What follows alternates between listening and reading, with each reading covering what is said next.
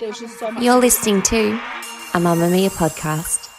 Mamma Mia acknowledges the traditional owners of land and waters this podcast was recorded on.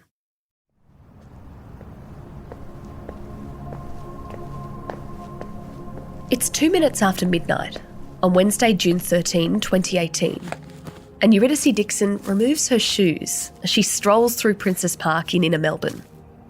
She's just finished having a few drinks with friends after performing a comedy show at Highlander Bar. It went really well. She feels on top of the world. Finally, her career is really starting to take off. How exciting.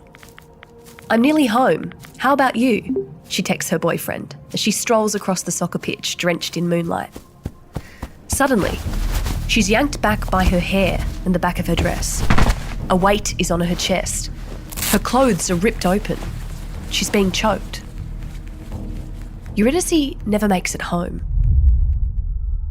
Her sister later shares in a victim impact statement how the trauma of her sister's murder has pervaded the lives of everyone in their family, how her own enormous grief has been immobilising. "Sadly, the strongest emotion I feel is anger," she said. She's not the only one who feels that. Eurydice's name is one most Australians know, because what happened to her on that average Wednesday night in a Melbourne park will forever be etched into our cultural psyche.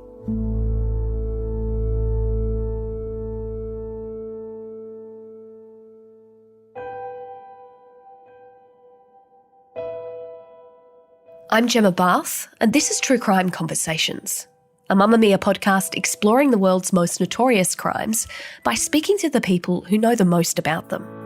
Eurydice, let justice be our legacy, and just stay with me, and we'll fight to set all women free. If we always say your name, then you did not die in vain.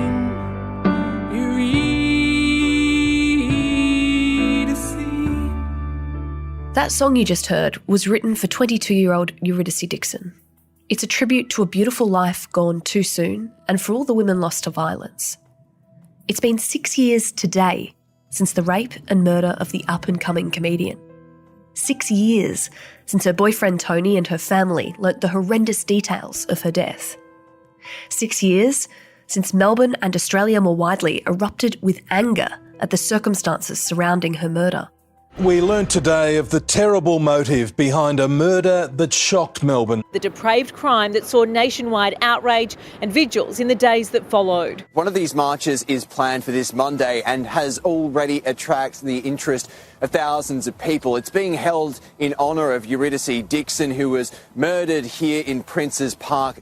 A week after Eurydice's death, 10,000 people gathered at a candlelit vigil at the park where she was killed. Men, women and children came with blankets and candles and flowers and sat in silence beneath dimmed park lights at 6 p.m. Her killer remains behind bars. As recently as 2020, Jaymes Todd lost a bid to reduce his sentence. At the moment, he won't be eligible for parole until he is 54 years old. His crimes were described in court as being one of the worst examples of murder and pure and unmitigated evil. Sarah Krasnostein is an award-winning author who has covered and written about this case in detail. She holds a doctorate in criminal law and in this episode was able to give us an insight into just how a sentencing judge uses the information available to them to determine an appropriate punishment. Sarah joins us now.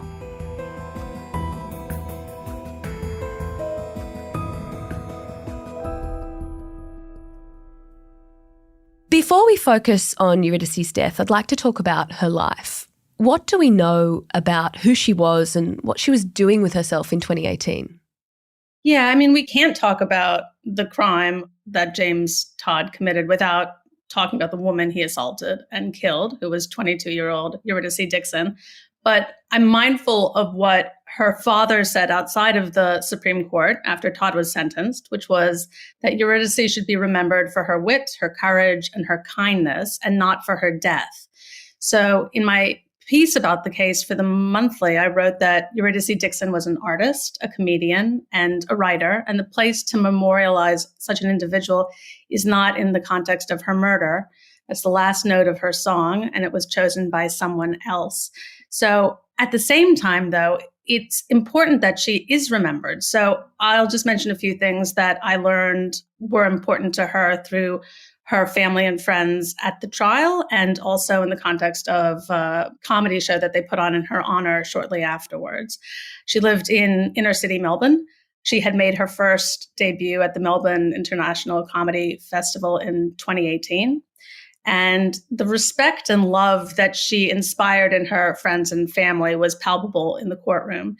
So I think it's also important to note that at the time of her death, she was working on a show about radical empathy, and that it's notable that the subject of that was the men who felt left behind by feminism. I think it's also important for anybody who's interested in learning more about her as a person and not just a victim. There's a book called No Apologies by Joanne Brookfield, which is about Australian live comedy. And she actually describes one of Dixon's acts in detail and gives her the respect that she deserved as a writer and a comedian and a performer with her own very funny, very unique and profound voice. Comedy is such a hard profession, especially when you're young and rising, which is what Dixon was doing. And on the particular night, Wednesday, June 13, 2018, she'd just finished a comedy show at the Highlander Bar. From all accounts, it sounds like she did a great job. She was pretty happy with herself afterwards, chatting with her friends and her boyfriend. And then she walked home after celebrating via Melbourne's Princes Park. Can you tell us about that walk? You've written about how she in fact enjoyed her commute. She often took her shoes off.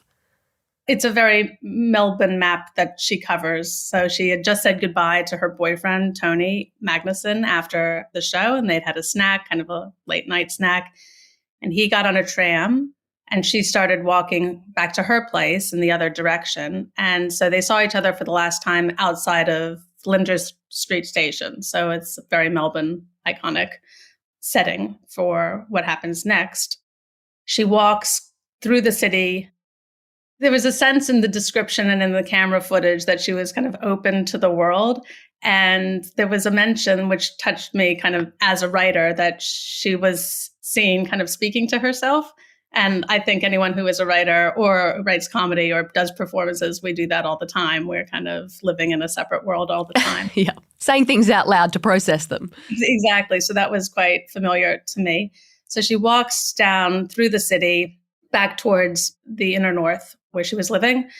And it's right outside Flinders Street Station as well that Jaymes Todd happens to see her and that he starts following her home.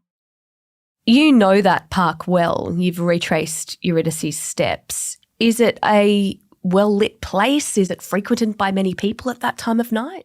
Well, this is part of the reason why this case kind of grabbed me from the beginning, which was that Princess Park, where she spent her last moments.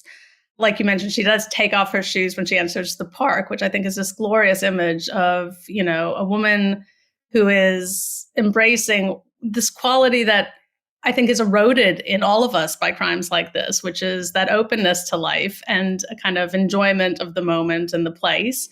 And she's walking across the grass of Princess Park. And yeah, it is familiar to me. I trained for 2 marathons around it. It's a 3K radius, so it's not very big. And there would be weekends where I'd run around it, 10 times for training. I went to uni at Melbourne Uni nearby. So picnics and play dates and exercise and relaxation, that has all happened in my life in that space where, she had her last living moments and then where she was violently attacked. Can you talk us through what happened to Eurydice after midnight on that evening? So Jaymes had been following her for about an hour since he saw her outside of Flinders Street Station.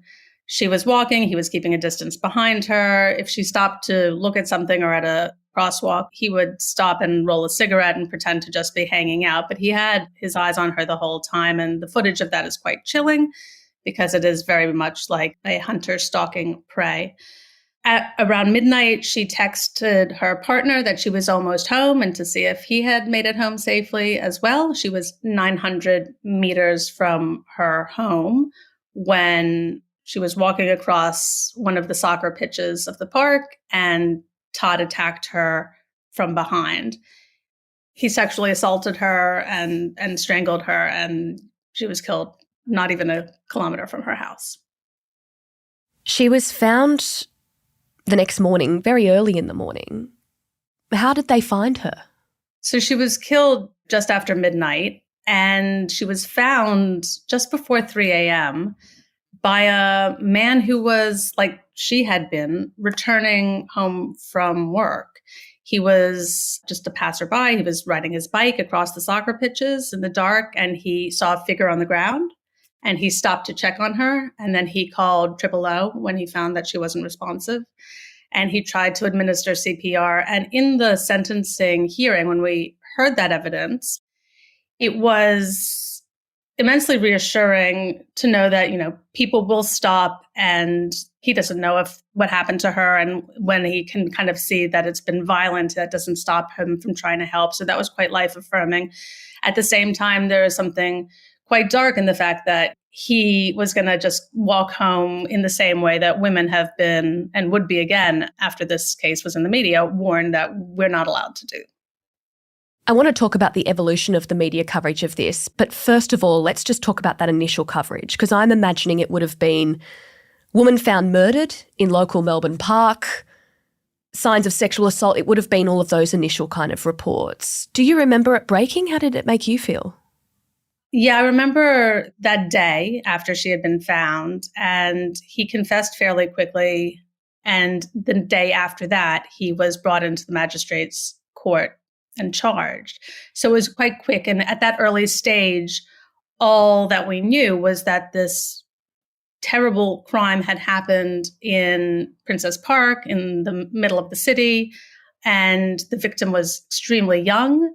And the mind races with all of the tropes of who the stranger in the dark might be, a man with a balaclava and a knife. We think that it was going to be an older guy. So my curiosity was, oh my gosh, this terrible thing has happened in one of the collective Melbourne places.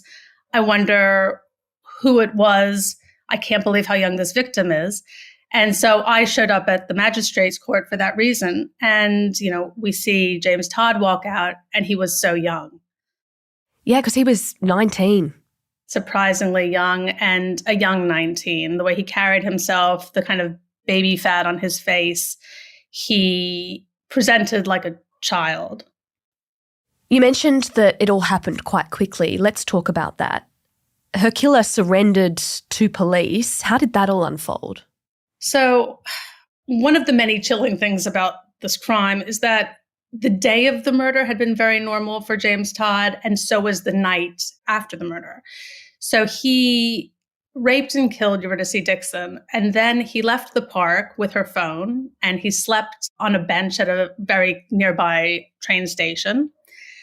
And then he actually returns to Princess Park just before 5 a.m., where he was moved on by the police who were trying to establish a crime scene. He then takes a tram back into the city. He eats a pie and has a coffee, and then he takes the train home. And he's back home by around 6:45 in the morning, Googling for violent porn on his iPad. He also, and we know this from the police search, that he was Googling for Princess Park. He was trying to find if news about the crime had broken yet. And so those kind of news searches are interspersed with searches for rape and murder porn. That night, so the day passes, and around 6:30 in the evening, he has a friend call him and say that his face is on the news. So they've released the CCTV footage, which shows him walking through the city just outside Melbourne Uni. And that's when he Googles Broadmeadows police station number, and he calls the police saying that it's him on the news, but he wasn't involved in any death. And he's driven to the station by his girlfriend. They'd been together 4 years at that point. his girlfriend and her mother. And it's the girlfriend's mother who says, you better call your own mom and have her come down. And that's when he's interviewed. And in that interview, he does crack, but it takes a while, doesn't it? Yeah, he kind of maintains his denial over hundreds of questions. It sounds like it was a very long time, but it actually would have been, I think, a fairly standard police interview. So they're asking him all about his day, and he maintains his innocence for, I think it was over 600 questions. And then the detective explains to him how the DNA comparison is going to work when they do it, and that probably, if he has anything to tell them, the earlier the better. And so he says, don't worry about the DNA. I did it, and I'll tell you everything. But of course, then what he says is not the truth. What do you mean by that? So he had a kind of elaborate story. He had just wanted to rob her. He wasn't stalking her with intent to rape. That was something that just popped into his mind when he was on the ground with her after this botched attempt to rob her, that the strangulation was an attempt to stop her crying out about the robbery. And it matched none of what subsequently came to light about his motivation. You're listening to True Crime Conversations with me, Gemma Bass. I'm speaking with Sarah Krasnostein about the murder of Eurydice Dixon. Up next, we examine Jaymes Todd's sentencing hearing and his sexual sadism diagnosis.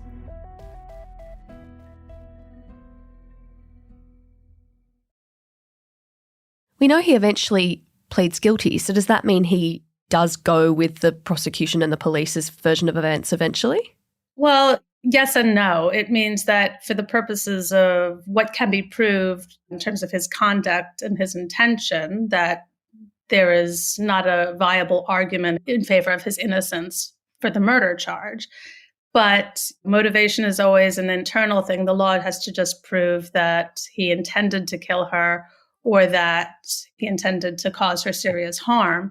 He was quite vigorous at the sentencing hearing in saying that he did not have this rape and murder fantasy that he was acting on. That was not something that was in his mind when he was stalking her, because in terms of his moral culpability, killing someone at the service of a violent sexual fantasy is incredibly aggravating and serious. And if it happened in a fit of panic or what have you, it's still, of course, terrible, but the violence is slightly different. Can you tell us a bit more about him? We know he's 19. We know he has a girlfriend. What else is there to know about Jaymes Todd?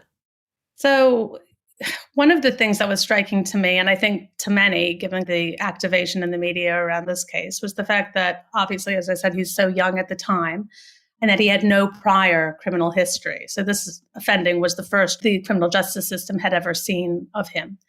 We know that he was about to finish a hospitality training course in the city. And like I said, he'd had a girlfriend for 4 years at the time of the murder, so had been maintaining a normal relationship. He lived with his parents and his 2 brothers in public housing in Broadmeadows. And we did not get a great deal of information about that home life. But one of the reasons that I was interested in writing about the story at the level of detail that I did was we know that someone who offends in this way, with the extremity of human violence before they're even 20 years old, we're not seeing the same sort of failure of character or control that we see in older offenders, because we've got data that says that their brains haven't finished forming yet. So it speaks to these deeper and broader social and systemic failures. So I was very curious about his home life, his education, the kind of neighborhood he grew up in, what he had been exposed to. And we just didn't get that level of detail. But what we did get was shocking. There was evidence that he had routinely slept rough in parks or at the beach, despite having this home with his family. There was a video submitted by his counsel of the police walkthrough at the time of executing the warrant, and we weren't allowed to see it. And I think the reason for that was to preserve kind of the privacy and dignity of the other family members who were not charged with anything.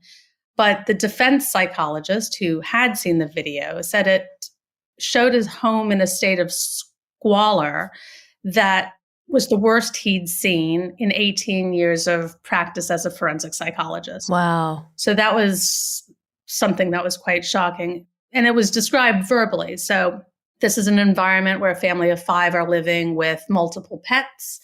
It's so dense and cluttered with rubbish that it was very normal for Todd to be in his room and not know if anyone else was home.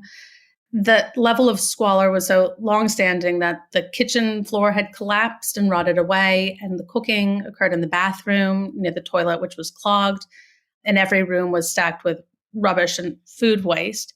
So that kind of complicated backstory changed the weather in the courtroom, and you could almost feel this kind of anger and rage not disappear, but it's complicated by this very complicated compassion for the child who had grown up in that environment.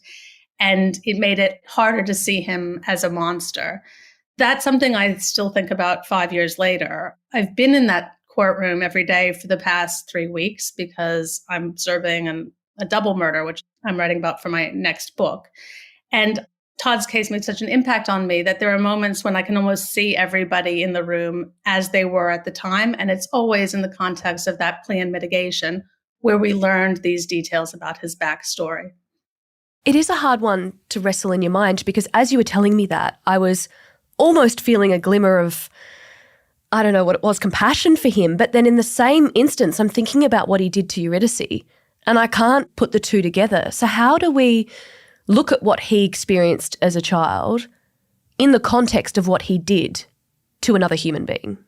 Yeah, it's why I would have no desire to be a judge. They have extremely difficult jobs in reconciling this ethically and legally, yet alone putting it into a narrative that people are going to understand in the public.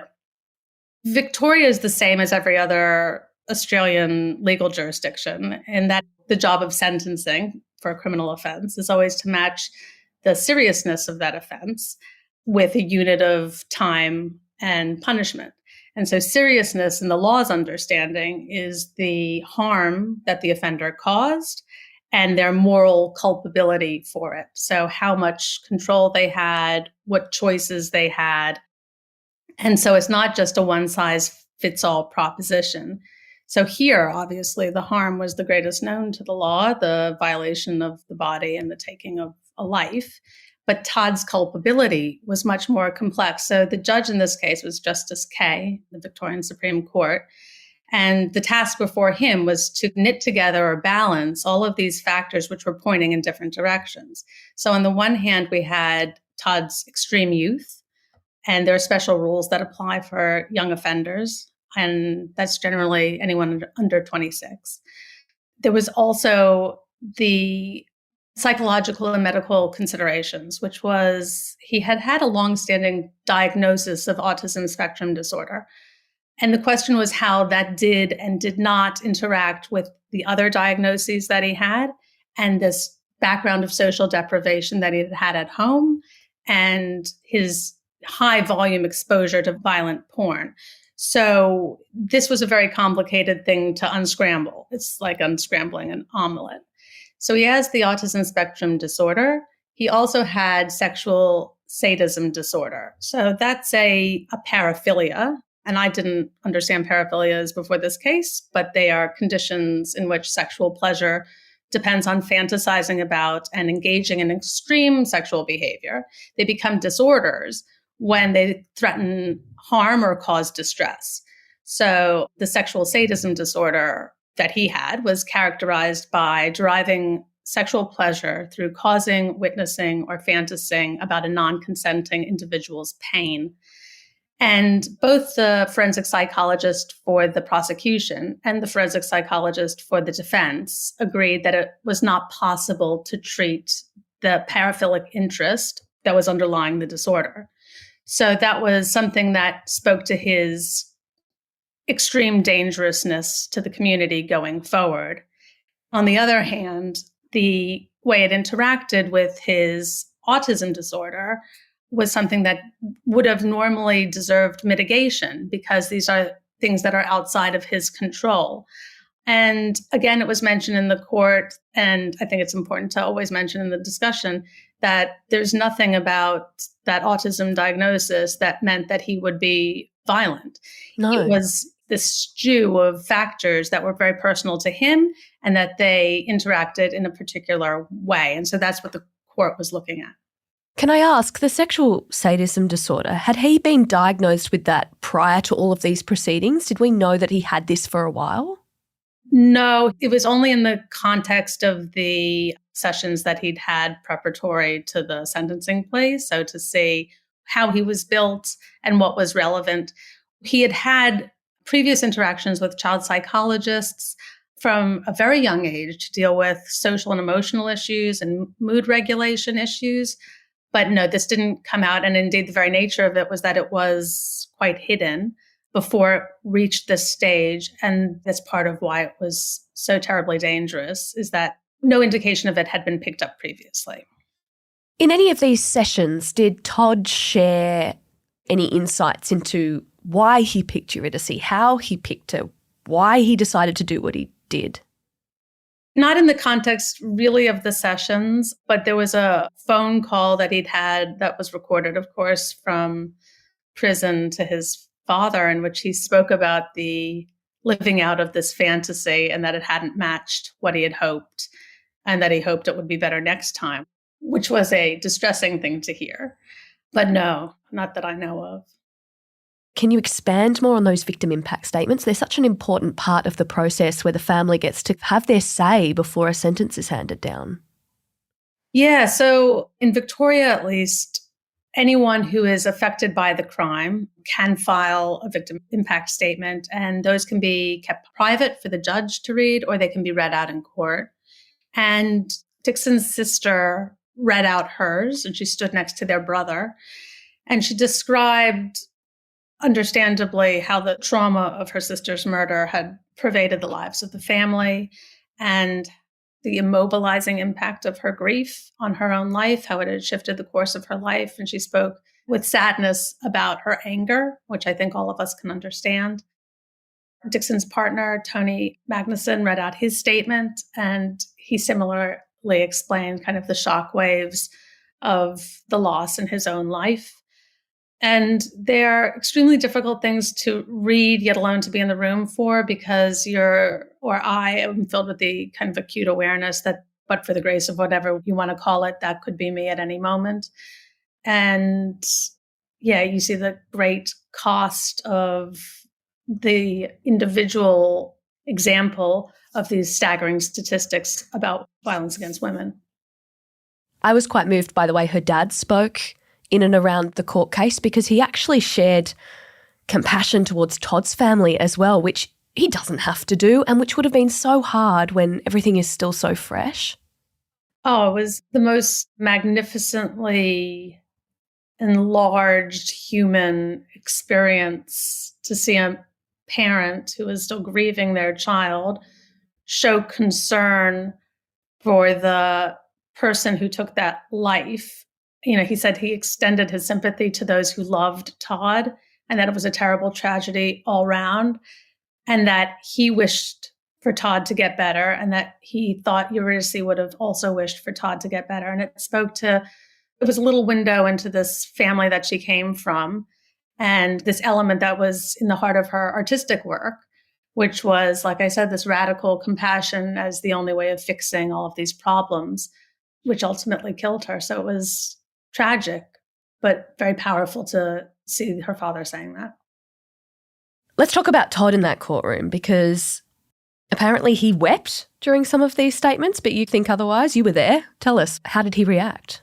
Yeah, so, I mean, it had been reported that he wept during the victim impact statements. The way that courtroom is structured it's very archaic. It was built so long ago that the sound doesn't travel well and the angles are quite awkward.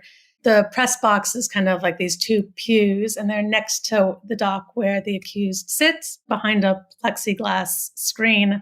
And that was the case even before COVID. And the way that I work is that I sit and observe as much as it's possible to, probably to a creepy extent, but I had tried to make sure that I was as close as possible to him for as long as possible so that I would have as much information from which to make these assessments about emotion. And it's not something that's afforded to most court reporters because they're under a huge time pressure to come in and out of a case and to go and do their crosses outside or to go and file their reports on a 24-hour cycle or even less than that. Whereas I'm writing at length and I kind of wait till there's some dust on the materials so I can see kind of what the larger implications are. And so I afforded more time in the research process to do these things. And that's a long way of explaining that I didn't understand what his face was doing as weeping, given how long I had spent watching him. It seemed too extreme and too performative. It seemed like he was fulfilling what was expected of him at those times in the court. But I did see him have very strong emotion at other times. And the strongest emotion that I saw was this mix of fear and shame. And so that had a palpable impact on the way his face moved. And when he looked up directly and when he hit his face, the way he held his body, the way he walked. And so I think he was feeling very strong emotions, just not in the way that most of the reports presented it.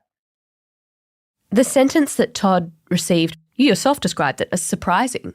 Why was that? The first part is what I said about this need to balance all of these competing characteristics. So the forensic psychologist who testified for the defense had said that Todd's autism diagnosis interacted with the sexual sadist diagnosis to make him more rigid in the pursuit of these fantasies of rape and murder that had kind of grown and metastasized in proportion to the volume of violent porn that he was watching. He was less likely than somebody without those diagnoses to be able to desist. The prosecution's forensic psychologist disagreed with that assessment, saying that we'd seen Todd have a relationship, have friendships. His friends and girlfriends understood him as somebody who had a very social range of responses and was considerate to others. There was evidence that he was able to desist from violent sexual behavior or listen to his girlfriend in matters of sexual consent. So there was competing assessments of the impact of his diagnoses, and the law had, and still has, I believe, a limited understanding of the way that neurodivergence works in criminal offending. So all of that was kind of an open question about how it would translate into the sentence. But the other consideration was his extreme youth. So on the one hand, we have a whole body of law that says that you should give the least amount of punishment required to fairly punish the offense, and that there's a presumption when the offender is very young that life imprisonment will be disproportionate to all of the factors relevant to their offending and who they are, mostly because of that youth. For that reason, both the Crown and the defense had agreed that life imprisonment wouldn't be an appropriate punishment. So normally that agreement would have not a determining impact, but a strong impact on the sentence. Always the sentencing judge retains the final discretion, the final say-so in what that sentence will be and how long it will be. So I was surprised because of the body of law about youth and life imprisonment and this agreement between the parties that life imprisonment wasn't going to be appropriate, because at the end of the day, Justice Kaye found that it was proportionate to impose a sentence of life. And that was because even taking the youth into account, it was the extreme dangerousness of this offending that meant that no other sentence would be possible. And all of the reasons for that held up on appeal. So he's given life, which means 35 years, right? As a non-parole. So the head sentence is life. That's the most that he can serve. And the non-parole period is 35 years, and that's the least he can serve. At 35 years, he won't necessarily be released, but he becomes eligible for parole consideration. So the adult parole board will then look at his time served, who he is, what rehabilitation he's done, if any, expert reports on his psychological state, his personality, and they will make an assessment whether he's safe to release at that time, and he'll be in his mid-50s by that point. I think it's good to know that that decision isn't just, he's let out straight away. It's assessed, because reading the detail of the sentencing, it said things like his chances of rehabilitation were slim and that the risk he posed to women was unacceptably great. That doesn't sound like the kind of person, at least at the time of sentencing, that you want released back into the community. It's a real concern specifically for those reasons. And then generally, when we look at the efficiency of imprisonment in terms of reducing crime more broadly. So prison actually has a criminogenic effect, which means that it increases people's likelihood to commit crimes. It cuts off their social ties in the outside world, living situations, job prospects, relationships, all of the things that would hold people and prevent them from offending in the future. It's also a place of punishment. It's not a place necessarily of rehabilitation. So all of the sexual offender rehabilitation programs that would be available in other contexts aren't necessarily available to him. Because of his youth and the nature of his crime, he would probably be in protective custody. And again, that kind of isolation has a dangerous impact. So yeah, it's quite concerning. That being said, though, I've heard that Todd is, I wouldn't say enjoying, but he likes elements of prison. Yes, that point was made by the forensic psychologist, I think, for the prosecution, who was kind of asked, this was kind of at that early stage where he had spent the months in prison in preparation for the sentencing hearing, how he was going in prison, the impact of prison on him. Because again, the court will take into account where there is kind of a pre-existing psychological or neurological condition, whether the impact of prison would weigh more heavily on Todd than it would for someone without his diagnoses. And in that case, it was ironic that the order and predictability of the environment compared to the chaos of the home that he had come from was actually having a beneficial effect on him. And I think that said something more generally about the way in which this all could have been avoided if he had had a different home life, different background. Where would we all have found ourselves?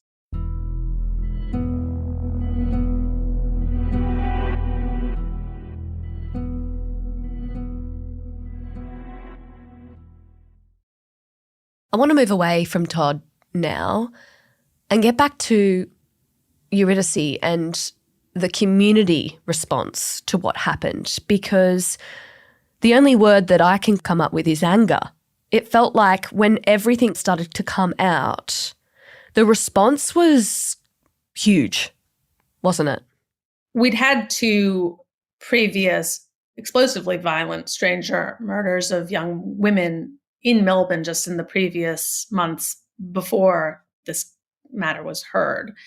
And we'd also heard police repeating this broad instruction to women to be careful about how and where they walked home at night, instead of a broad instruction to men not to kill and rape women. And so I think we were all fed up with that. And then we were all fed up more broadly with the types of factors that were leading again and again to sexual assault and murder. And we're still fed up with it, and we're still seeing it. And we're still at the very beginning of implementing systemic solutions to this problem of male violence against women. In the wake of Eurydice's murder, did anything change? Did the Victorian authorities change anything? Was it discussed in Parliament? Because as you said, this was after quite a few stranger murders in Melbourne itself, in one city. I think the broad answer to that is no, and not enough. I used to work in the Victorian Department of Justice in a unit that formulated legislative reforms to the Crimes Act. And in a certain respect, while the criminal law is extremely important here, it happens at the end of this process when the damage that can't be undone has already occurred. So these are not necessarily solutions that can be fixed with new laws. They are social issues that need a whole range of behavioral and financial solutions. And I think if they had been efficiently implemented in response to cases like this, we would not be seeing the situations that we continue to see. As someone that is so embedded in this world, you have a history of being there with the Crimes Act. You've got a criminal law background. Please, Sarah, is there any help of fixing this in our lifetime? Yeah, I mean, I think that there's so many people doing great work in this space. I am the mother of 2 sons, and I think that these conversations don't start with grown men. They start with a whole range of ways of seeing women as equal and valuable adults. So this is a complicated web, from the way we handle internet regulation and porn regulation, to the gender pay gap, to the stories that we read and value, towards the voices that we see and hear.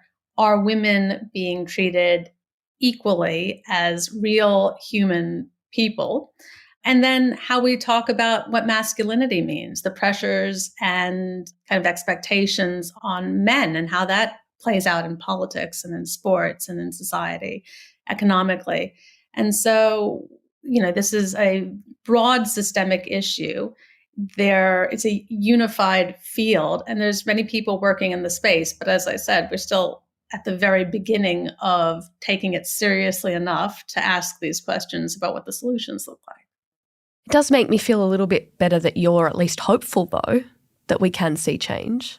Well, I think if problems are socially caused, they can be socially fixed. And one of the things that happens when you write about cases like this is there's sometimes criticism about centralizing or even humanizing the offender, taking a spotlight away from the victim. And I understand the emotion at the heart of that criticism, but I don't agree with the point. Because if we're not curious about the factors that create someone like Jaymes Todd, then they are still going to be creating other young men like him, and that makes none of us safer. So, yeah, I think that's very dark, and it's not necessarily a fun space to be in, but I think the questions are important. The curiosity is important. The reality is, since 2018, since this happened, we have lost an unfathomable number of women who have been murdered. Why do you think it is that so many people remember Eurydice's story? Yeah, it's an interesting question, and I don't think it has one answer. I think the location has something to do with it, that this kind of had so many iconic Melbourne places and spaces involved in the actual crime, that there was a sense that it could have been any of us in the city. Her youth and Todd's youth, I think, had a shocking impact on people that didn't see that coming. And I would like to say that she absolutely deserves, like every woman who's killed at the hands of men, to be remembered. But I'm also mindful that not as many people remember other names. So Aya Marsawe, who was killed by Cody Herman in 2019. Another stranger murder. Both of them were similar ages, 20 and 21. So again, the same violence, the same ages. People remember Jill Marr and Adrian Bailey, but they aren't as familiar with Adrian Bailey's other victims, who were sex workers. And I won't name them now because I don't have any permission to name them, but their names are available. And so looking where our attention and our compassion and our energy go in mainstream media outlets, it's difficult to avoid the conclusion that we still look for women who fit a certain mold, and that race, ethnicity, gender, and profession do play a role in where that attention goes. But again, unless all women are valued equally, none of us are safe. And I guess at the end of the day, it's important that we try and tell as many of these stories as we can, right, to keep this issue on the front foot and so people know what's going on. Absolutely.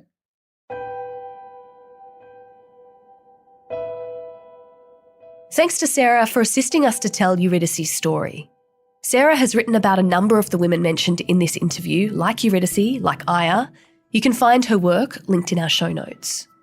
True Crime Conversations is a Mamma Mia podcast hosted and produced by me, Gemma Barth, with audio design by Scott Stronach. Our executive producer is Gia Moylan.